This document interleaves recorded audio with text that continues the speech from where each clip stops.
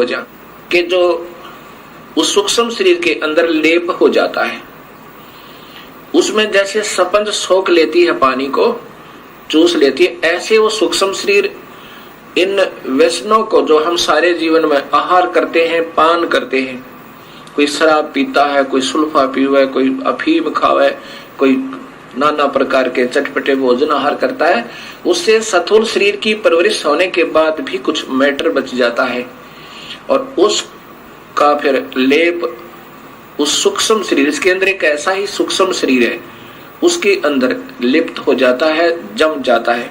उस सूक्ष्म शरीर को ऊपर ले जाके अपनी तपस्या पर फिर ये जला भून भून के बुरी तरह तड़फा तड़फा के उसमें से वो माल छुटवाता है, वो द्रव छुटवाता है। और ये इतना पीड़ा होती है इस जीव को, ये चिल्ला चिल्ला के बुरी तरह रोता है और फिर बेहोश हो जाता है। और जब इसमें से सारा मैटर निकल लेता है, इसने ऑटोमेटिक सिस्टम बनाया हुआ है, फिर इनको वहां से उड़ा देता है। फिर ये आकर के धर्मराय के पास लेखा जोखा करवाते हैं। फिर कर्म आधार पर इनको फिर 84 लाख जूनिया स्वर्ग नरक आदि प्राप्त होते हैं। अब फिर कर्म आधार पर स्वर्ग नरक 84 लाख जूनिया ये अलग से फिर इस ये काल इनको देता है, ये दंड अलग से होता है। और जीव अजर अमर बताया है, ये मरता नहीं, जीव नहीं मरता, लेकिन इसकी दुर्गति मरने से भी बदतर हो जाती है और फिर कर्माधार पर ये अपने संस्कारों को भोगता रहता है। एक भक्त आत्मा का प्रश्न, ये तो बिल्कुल ही नादान आत्मा का प्रश्न हो सकता है जो उसने किया। उस भक्त आत्मा ने कहा कि महाराज जी, हमने पहली बार आपके मुख से ये सतलोक सुना और शास्त्रों में प्रमाणित देखा। ये तो हृदय ने स्वीकार कर लिया कि वो स्थान सत्य है जो आप बता रहे हो, और वो भक्ति भी सत्य है और वो मंत्र भी सत्य है जो आपने प्रमाणित बताए कि इन 3 मंत्रों से मुक्ति होगी। वो वेदमय प्रमाण है, गीता भी प्रमाण देती है, तो इससे बड़ा प्रमाण इस पृथ्वी पर नहीं हो सकता। अब मुझे डर लग रहा है कि कहीं मैं आपसे उपदेश ले लूं और आपकी सत्साधना से मैं सीधा सतलोक चला जाऊं और कहीं वहां कोई भी ना मिले, मैं अकेला ही पहुंच जाऊं तो वहां मेरा दिल नहीं लगे। तब मैंने उससे कहा, नादान, आप इस काल लोक में कितने सुखी हो, कभी गधे बनोगे, कभी सूअर बनोगे, 84 लाख जोनियों में कष्ट उठाओगे, यहाँ क्या दिल लग रहा आपका। वो नादान क्या कहता है जी, यहाँ घूमते फिरते तो नजर आते हैं गधे बनकर भी, दिल लगा रहता है। अब यहाँ हमारी सोच इतनी गिर चुकी है कि यहाँ पीड़ाओं पर पीड़ा सहन करते करते भी हमारा हृदय यहाँ से दूर जाने को नहीं करता। ये कारण क्या है? ये भगवान विष्णु जी की मेहरबानी है। इसने हमारे यहाँ एक सतिथि बनाई हुई है, हमारे को यहाँ पर फंसाया हुआ है, यहाँ से हमारा हृदय नहीं हिलने देते। इसलिए इस त्रिगुणमयी माया कहा है। ब्रह्मा हमारे अंदर रजोगुण पैदा करता है, यहाँ के ठाठो बाट की उपलब्धि के लिए ना जाने क्या क्या अनर्थ कर देते हैं हम, और फिर ये हमारे पास रहते भी नहीं। ना कार रहती है, ना कोठी रहती है, ना संतान रहती है, ना संपत्ति रहती है।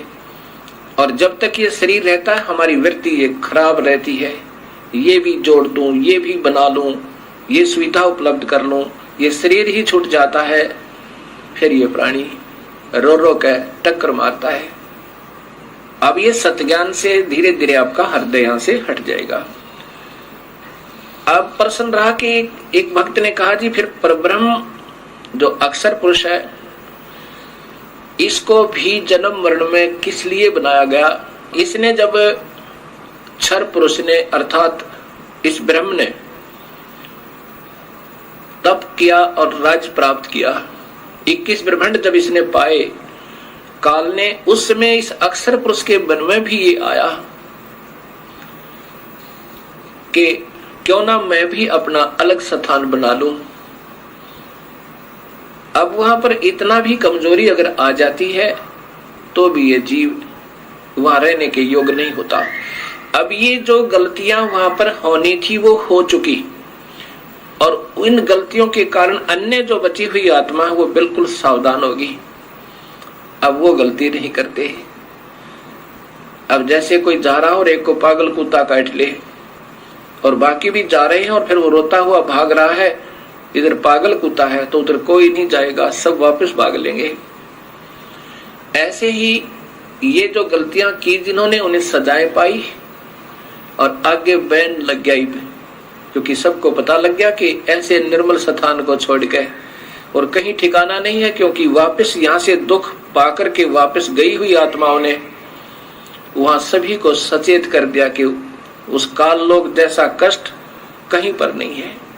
हमने गलती की और हमारे दयालु परमेश्वर ने हमारे ऊपर फिर रहम किया। ये परब्रह्म की जो का 7 संख ब्रह्मांड बनाए, उसमें कुछ आत्माएं इन सब के आने के बाद इनके भी कुछ हृदय में इनकी आत्मा, यानी अब एक भक्त ने प्रश्न किया कि जब वहां मन तो है ही नहीं, आप ही बता रहे हो कि काल ही मन है और मन वहां है नहीं, तो फिर आत्मा वो मन कैसे हुआ उस निरंजन में? अब ये आत्मा भी की भी सोच होती है। मन तो यहाँ इस काल लोक में है, यहाँ इसने डबल बना रखा है, अपना भी प्रभुता मन इस आत्मा की सोच को यहाँ बिल्कुल खराब कर देता है, और आत्मा की भी अपनी सोच होती है। तो वहां अपनी सोच से उन बाकी कुछ आत्माओं ने जो 7 संख ब्रह्मांडों में कुछ आत्माएं ऐसी हैं जिन्होंने भी ये सोचा था कि शायद हम भी उसमें स्वीकृति दे देते तो वहां चले जाते, इनके मन में ऐसा आया था, और उनकी भी सजा इनको इतनी ही मिली कि इस पारब्रह्म का अलग से एक स्थान बनाया और उसमें उन बाकी की आत्माओं को वहां भेज दिया।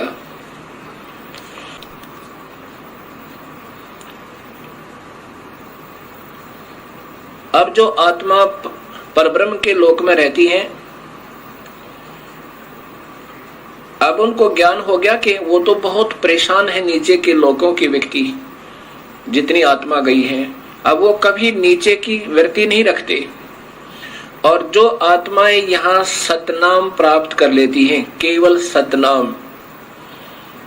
सतनाम कौन सा होता है? 2 मंत्र का, एक तो उसमें ब्रह्म का मंत्र ओम है, और दूसरा और मंत्र है, वो सांकेतिक रखा है, वो अधिकारी को ही बताया जाता है जिसको देना होता है, और जो अधिकारी संत होते हैं वही देवे तभी वो काम करे। जिनको सतनाम मंत्र प्राप्त हुआ और उनकी श्रद्धा अपने गुरु में नहीं रही, ये इतने दयालु परमेश्वर हैं, और कुछ वर्षों तक उसने सतनाम की विधिवत साधना करने के बाद आपकी सतलोक जाने की वृत्ति नहीं बनी, या आपकी इतनी कमाई नहीं बनी उस मंत्र की, तो आपको उस परब्रह्म के लोक में भेज दिया जाता है। किसको भेज दिया जाता है? जो ओम नाम की कमाई ये सारी यहां छोड़ दी जाती है इस काल के लिए। जैसे गीता जी के अध्याय नंबर 18 के श्लोक नंबर 66 में लिखा है कि अर्जुन, तू मेरी सभी पूजाओं को मुझ में त्याग दे। पूजा कौन सी? जो ओम नाम की कमाई, यज्ञ, हवन, धर्म, ये जाप की कमाई यहां छोड़ दे, मैं तुझे ऋण मुक्त कर दूंगा, मेरा कर्जा तेरे से उतर जाएगा,